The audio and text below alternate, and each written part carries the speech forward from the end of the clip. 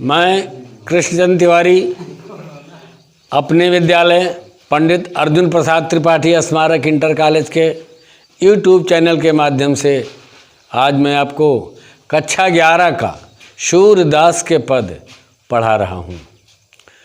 सूरदास जी भगवान कृष्ण के भक्त थे। इनका जन्म दिल्ली के रुनकता नामक ग्राम में हुआ था।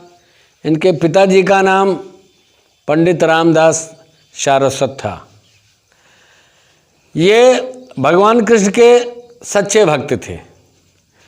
कुछ लोगों का मत है कि ये जन्मांध थे, अर्थात जन्म से ही अंधे थे, और कुछ लोगों का मत है कि ये जन्मांध नहीं थे।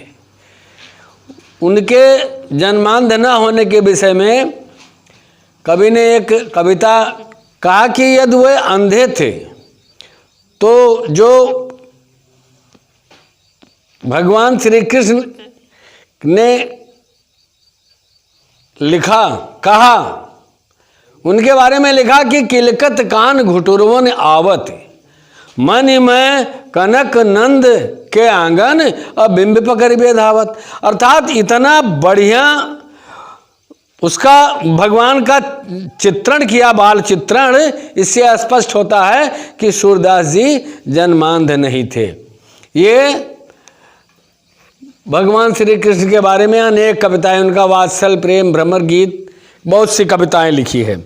उसी में ये देखिए विनय से लिया गया है। सूरदास जी अपने को भगवान श्री कृष्ण का भक्त मानते हुए कहते हैं कि हे प्रभु, मैं आपका भक्त हूँ, इसलिए अब कह राख ले हो भगवान।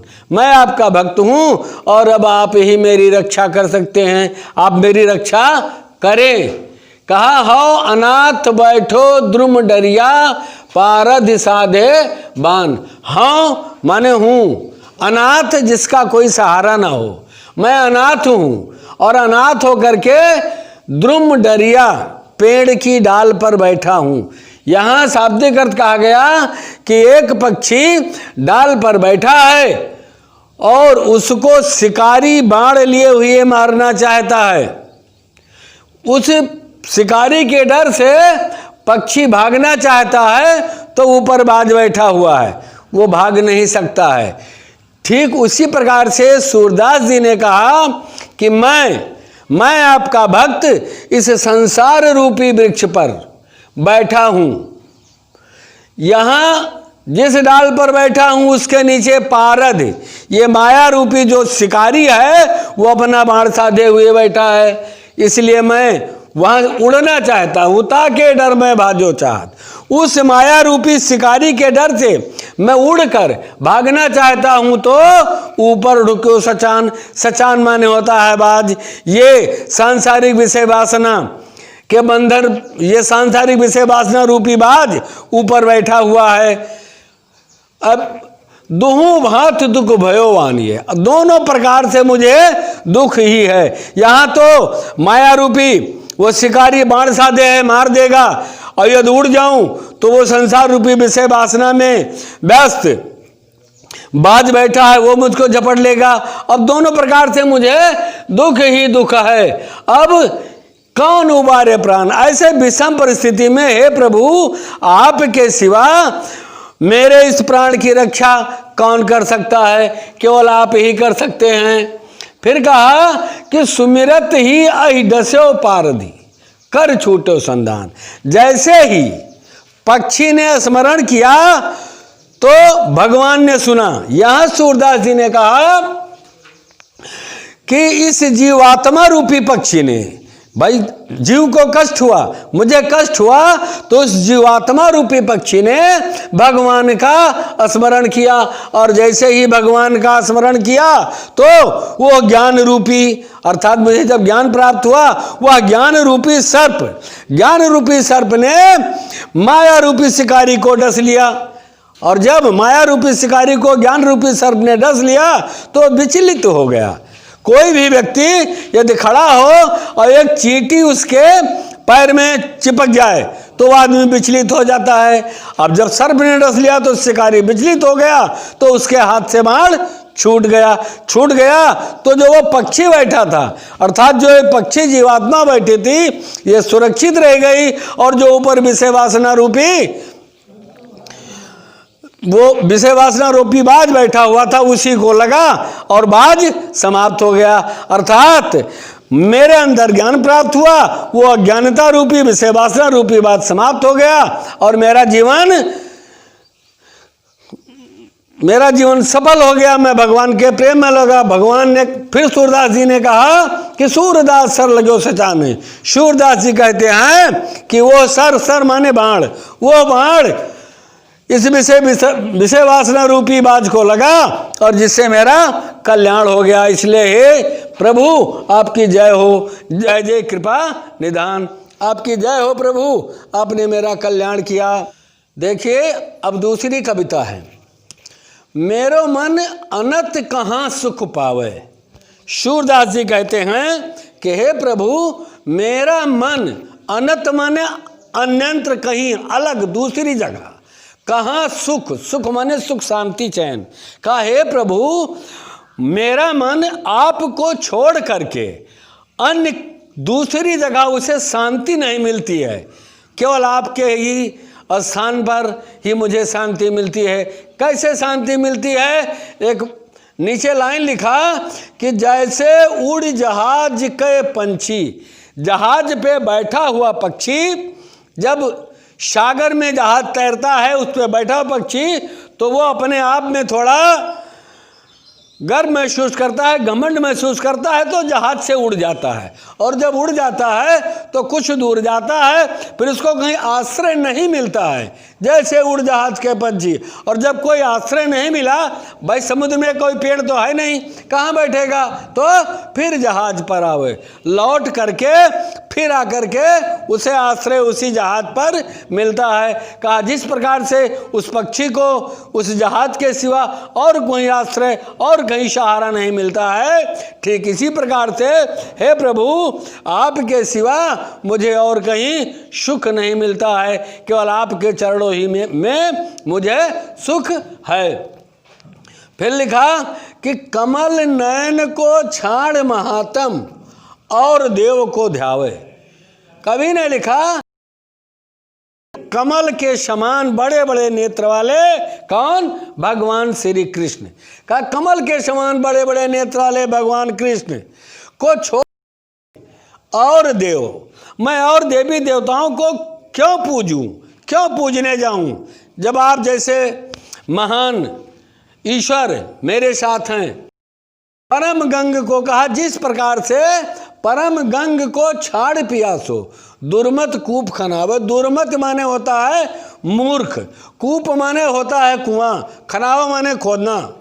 कहा ऐसा कौन सा मूर्ख होगा जो प्यास लगने पर कुआं खोदवाएगा, यदि उसके पास में क्या है, वो कहाँ बैठा है?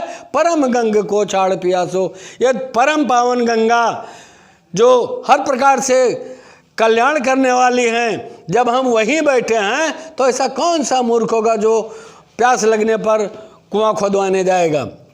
कहा जय मधुकर अंबुज रस चाख्यो। मधुकर माने होता है भंवरा, अंबुज रस माने कमल का रस, चाख्यो चखा हो। कहा जिस भंवरे ने कमल का रस पान किया हो, तो वह क्यों करील फल भावे। करील तो भला वह वो करील का फल अपने यहाँ कहते हैं करलुआ का फल। ये करलुआ का फल उसी को कहते हैं करील फल। तो जिसने अंबुज रस सखा हो, कमल के फूल का रस सखा हो, तो भला बताओ वो करील का फल क्यों खाएगा। सूरदास जी कहते हैं कि हे प्रभु सूरदास प्रभु कामधेनु तज। कामधेनु भगवान इंद्र के पास ये गाय थी, जो उसकी पूजा करता था, जिसके ऊपर कामधेनु प्रसन्न होती थी, तो मनवांछित फल देती थी, जो मांगो सब देती थी। कहा जब ऐसी कामधेनु मेरे पास है, अर्थात कामधेनु जैसे आप मेरे साथ हैं, आप मेरा कल्याण करने वाले हैं, तो मैं अब दूसरे देवी देवताओं का पूजा करने के जाऊं। यहाँ लिखा, सूरदास जी कहते हैं कि जिसके पास कामधेन होए, सभी इच्छाओं को पूर्ण करने वाला, फिर वह छेरी कौन दुहावे। छेरी माने होता है बकरी। जब कामधेन होए तो बकरी दुहाने हम क्यों जाएं। इसलिए हे प्रभु आप मेरा कल्याण करें। देखो यह प्रसंग, जब उद्धव जी वृंदावन से वापस लौट आते हैं और आकर के भगवान से बताते हैं कि हे प्रभु, मैंने अपनी योग विद्या की बहुत ही प्रशंसा की और बड़ा दबाव डाला गोपियों पर, लेकिन वह गोपियां एक भी उस योग साधना को ग्रहण नहीं किया। उन्होंने कहा कि भाई हम कैसे ग्रहण कर सकते हैं, मेरे पास में। गोपियों ने कहा कि उधो मन न भये 10-20, एक हुतो सो गयो श्याम संग को और आधईस। दूधों ने कहा कि हे प्रभु, गोपियों ने ऐसा साफ जवाब दिया कि मेरे पास में एक ही मन था, वो भगवान के साथ चला गया। अब जब मेरे पास मन ही नहीं है तो आपके इस योग साधना को मैं कहाँ से धारण करूं। और मैं प्रभु उदास होकर के लौट आया। और जब गोपियों की दशा को उद्धव जी ने बताया भगवान से, तो भगवान बहुत दुखी हुए। और तब वे उद्धव जी से कहने लगे कि हे उद्धव, सही कहा है गोपियों ने, मुझको भी हे उद्धो मैं ही ब्रज बिसरत नहीं। हे उद्धो, ब्रज को मैं भी नहीं भूल पा रहा हूँ।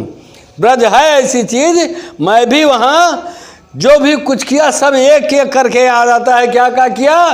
कहा हंस सुता की सुंदर कगरी।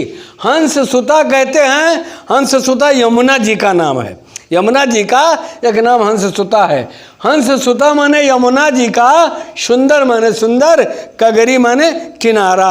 कहा वह यमुना जी का सुंदर सुंदर किनारा और उस किनारों पर लगे हुए और कुंजन की छाही, उस किनारे पर लगे हुए कुंजन वन की जो छाही है वो इतना सुंदर है, इतना बढ़िया लगता था कि उसकी सुध आज भी मुझे है, मैं उसे भूल नहीं पा रहा हूँ।